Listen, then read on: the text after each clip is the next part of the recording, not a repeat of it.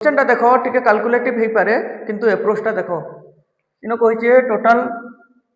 24,200 टंका के दुई पार्ट करी गोटे पार्ट एक्स के दिया गोटे पार्ट वाई के दिया 10% रेट ऑफ इंटरेस्ट एक्स नेला 4 बरस लगी वाई नेला 5% इंटरेस्ट 4 वर्ष लगी टोटाल अमाउंट मिलला 34,060 टंका।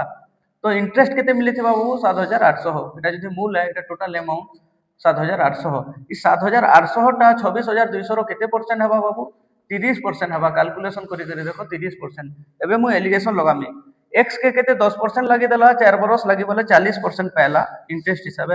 वाई के 5% लगी 5% हिसाब 4 वर्ष लगी बोले 5 20% टोटाल पहला किंतु ओवरऑल जेन इंटरेस्ट मिलला 7,860 टका सेटा 30% होचे। तो ओवरऑल 30% एलिगेशन लगाले 30 माइनस 20 10 40 माइनस 30 10 तो एक्स और वाई रो जेन प्रिंसिपल जेन उधार नहीं थिबे सेटा रेशियो हे जिबा 1:1 बोले ई एक गुणा टोटल 26,200 अधा अधा कर देले P1 = P2 =